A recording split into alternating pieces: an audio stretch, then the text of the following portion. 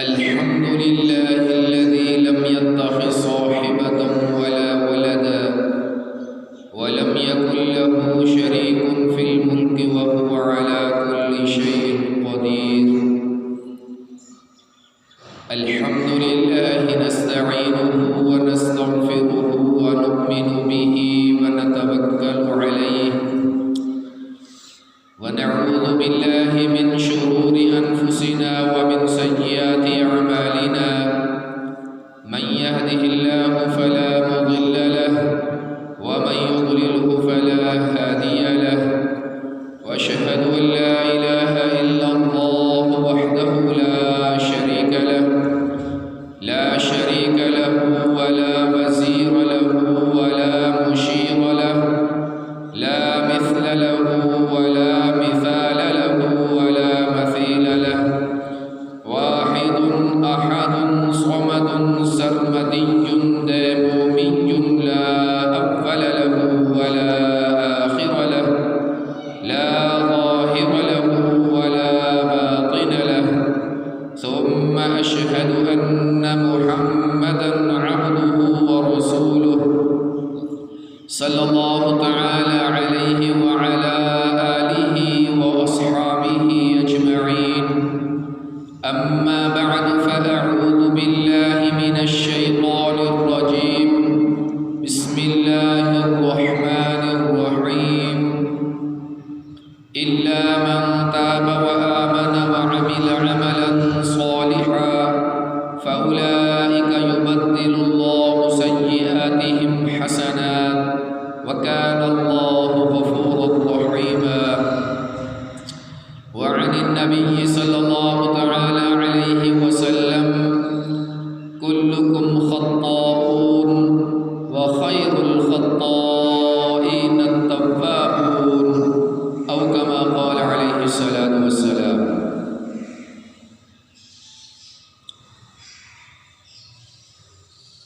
اللہ رب العزت نے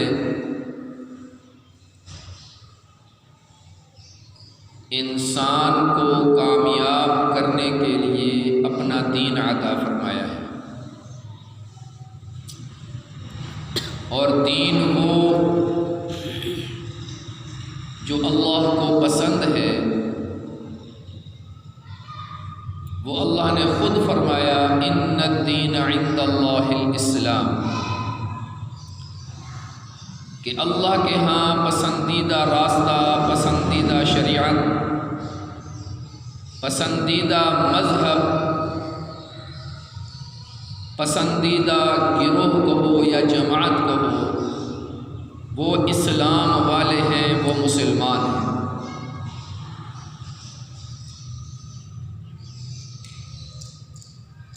اب کیونکہ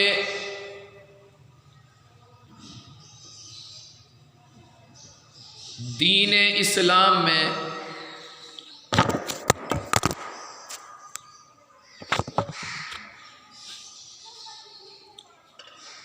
اسلام میں بہت سارے احکامات ہیں۔ اب انسان کیونکہ بشر ہے، خطا کا پتلا ہے، نسیان سے ہے، بھول جاتا ہے۔ اب ہونا تو یہ چاہیے، قانون تو یہ ہو کہ یہ کرو گے تو جزا ہے، اس کو چھوڑو گے تو سزا ہے۔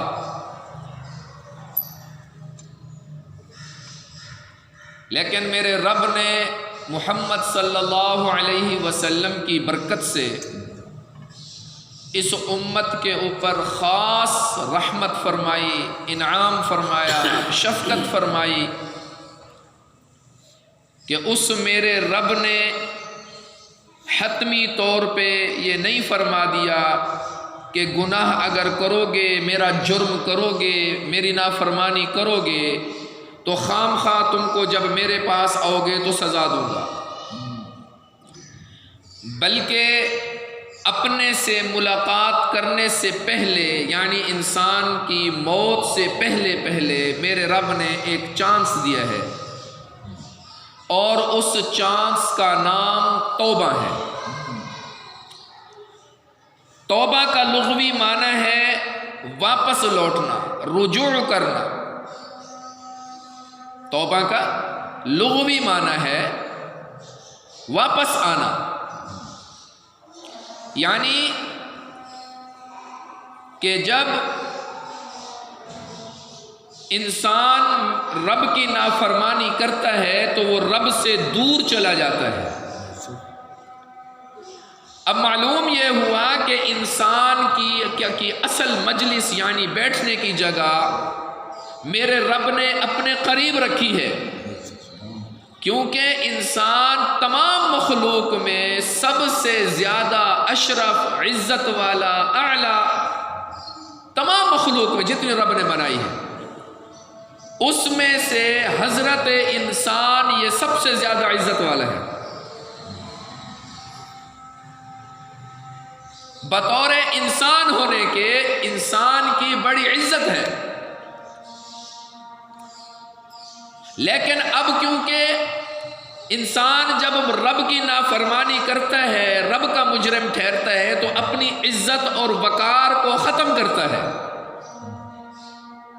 تو رب کی دربار سے دور چلا جاتا ہے۔ تو اب رب انتظار کرتا ہے کہ میرا بندہ کب میرے پاس لوٹ کر آ جائے، توبہ کر لے، یعنی لوٹ کر آ جائے۔ اب لوٹ کر آنے کا ذریعہ کیا ہے، کس طرح واپس آ سکتا ہے؟ وہ ہے کہ اس گناہ، اس جرم کو جس کی وجہ سے وہ رب سے دور ہو رہا ہے، اس جرم کو چھوڑ دے۔ جب تک اس جرم کو چھوڑے گا نہیں تو کوئی انسان بھی یہ نہیں کہہ سکتا کہ اس انسان نے توبہ کا رستہ اختیار کیا ہے۔ ایک انسان اگر بھول کے، ہم اچ شریف والے ہیں، احمد پور جانا ہے اس نے، اور وہ بھول کر ہیڈ پنج نند کی طرف اور مظفر گڑھ والا راستہ پکڑ لے، تو اب اس کو کہنے والا سمجھا رہا ہے کہ دیکھو اس طرف سے جاؤ گے تو ہیڈ پنجند آ جائے گا، پھر علی پور آ جائے گا، پھر مظفر گڑھ آ جائے گا، پھر ملتان آ جائے گا، احمد پور نہیں پہنچو گے۔ اب یہ انسان جو اس کو بتا رہا ہے اس کو اس وقت تک سمجھ آئے گی، وہ جب کہے تمہیں سمجھ آ گئی میں کیا کہہ رہا ہوں، اب وہ کہتا ہے جی ہاں آ گئی۔ تو اب اس کی دلیل کہ اب جس کو وہ سمجھا رہا ہے وہ کہتے ہیں ہاں جی مجھے سمجھ آ گئی، اس کی دلیل وہ یہ دے گا کہ وہ اپنے سفر کو وہیں روک دے گا کہ میں غلط سمت جا رہا ہوں، پھر وہاں سے دوبارہ لوٹے گا۔ اب ایک انسان ہے وہ یہ تو کہے کہ ہاں جی مجھے سمجھ آ رہی ہے لیکن راستہ وہی ہے، راستہ تبدیل نہیں کر رہا، راستہ وہی ہے، ہیڈ پنجند والا، علی پور والا، مظفر گڑھ والا۔ تو سمجھانے والا کیا سمجھے گا کہ جو میں اس کو سمجھا رہا ہوں اس کو سمجھ آ گئی ہے؟ کہے گا نہیں آئی۔ کیوں؟ اس وجہ سے کہ وہ اپنے اسی راستے کو چنے ہوئے ہے، چھوڑ نہیں رہا۔ ایسے ہی اب انسان اگر یہ کہتا ہے کہ میں توبہ کرتا ہوں، میں گناہوں سے معافی مانگتا ہوں، توبہ کرتا ہوں، تو توبہ کرنے کی پہلی شرط ہی یہی ہے کہ جس گناہ کو وہ کر رہا ہے بھی میں اس سے توبہ کرتا ہوں، یعنی میں اس کو چھوڑتا ہوں۔ اب اس کی دلیل یہ ہے کہ وہ اس گناہ سے رک جائے گا۔ اگر نہیں رکتا، نہیں چھوڑتا، تو اب ہم یا کیا، اب آپ بچہ بھی سمجھتا ہے جس کو تھوڑی سی عقل ہو، وہ یہ بھی سمجھتا ہے کہ یہ انسان اپنی بات میں سچا نہیں ہے، جھوٹا ہے، یہ کہہ رہا ہے میں توبہ کرتا ہوں لیکن کو چھوڑ۔ تو توبہ کے لیے پہلی شرط کہ اس گناہ کو چھوڑ دے۔ اب انسان ہے، گناہ تو ہوگا، خام خواہ جتنا بھی بچتا رہے گناہ ہوگا۔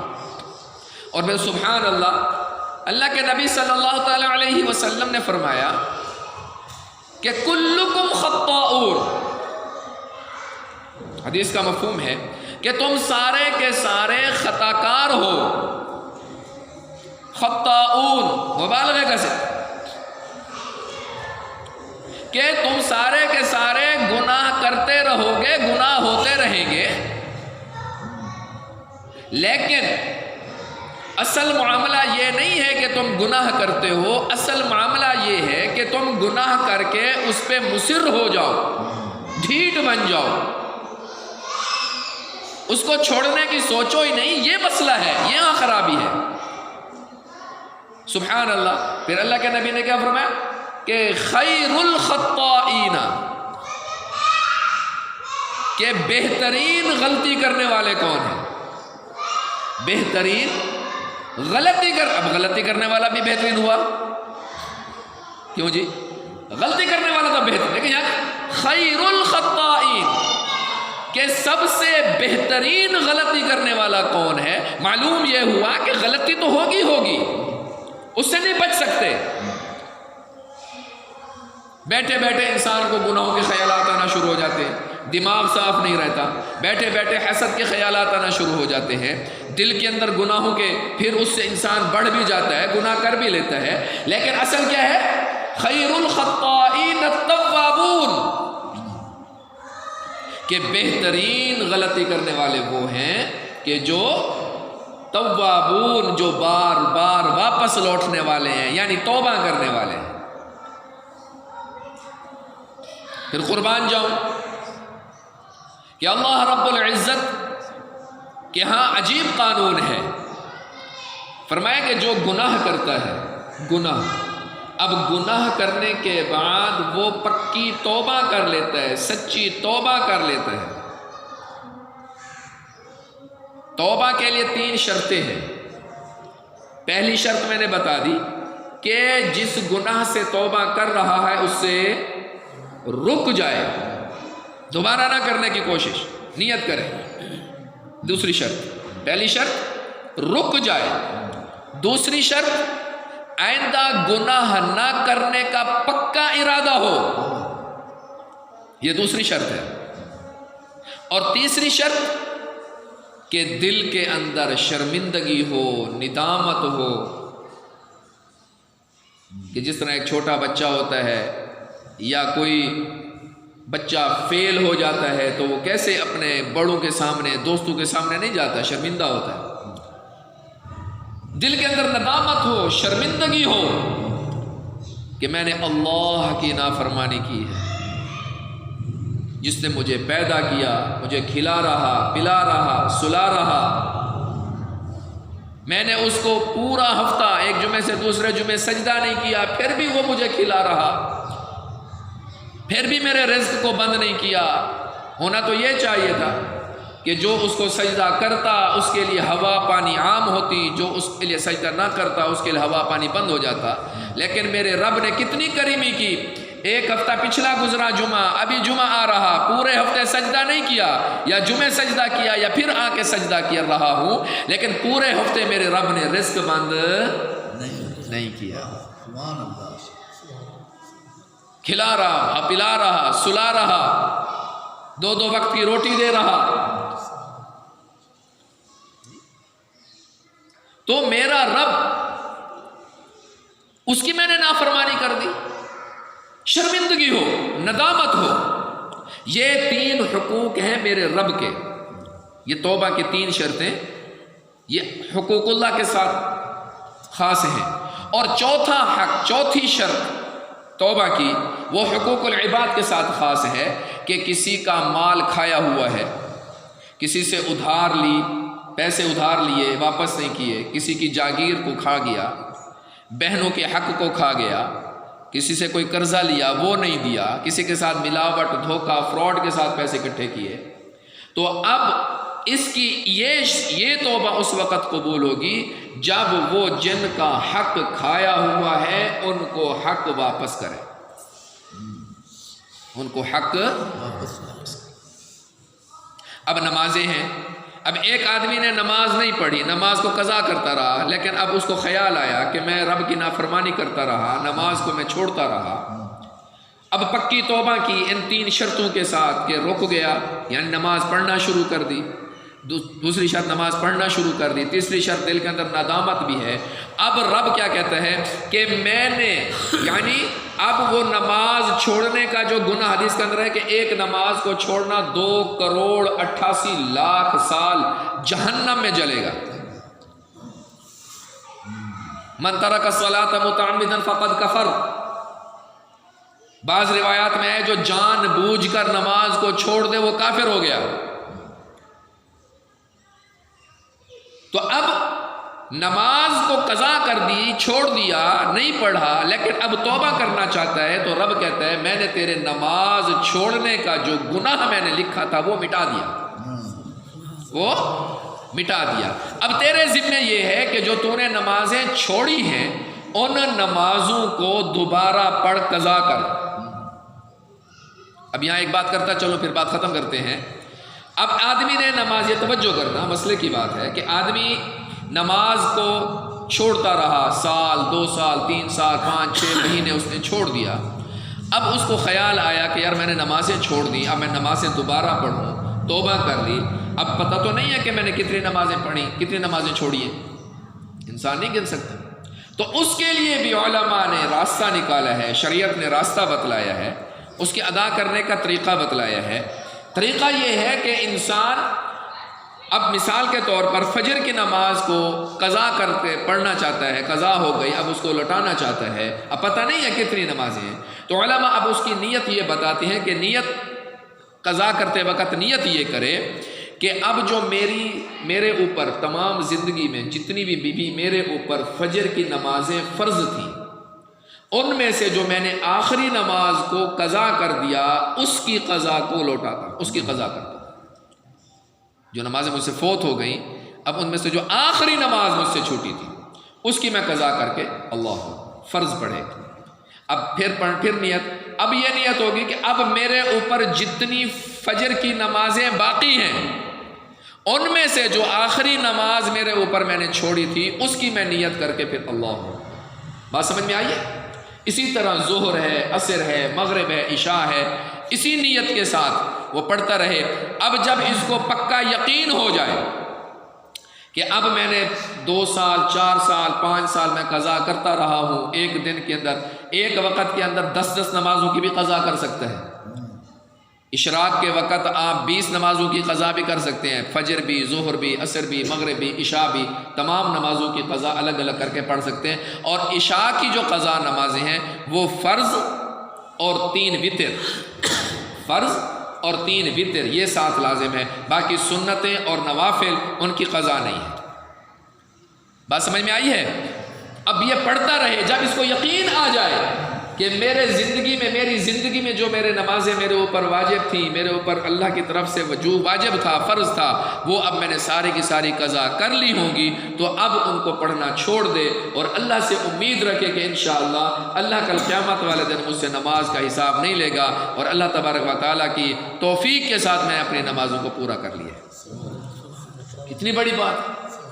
لیکن مرنے سے پہلے ہے، حدیث کے اندر ہے ما لم یغرغر، کہ توبہ کا دروازہ اس وقت تک کھلا ہے جب تک کہ اس کی جو روح ہے وہ گلے کے اندر نہ اٹک جائے. جب روح نکلتے ہوئے پیر سے نکلتے جب حلق تک پہنچتی ہے تو اس وقت فرمایا کہ اس کی توبہ اب قبول نہیں، کیونکہ اس کی پہچان ختم ہو جاتی ہے، ہر چیز ختم ہو جاتی ہے. تو فرمایا اب اس کی توبہ نہیں ہے.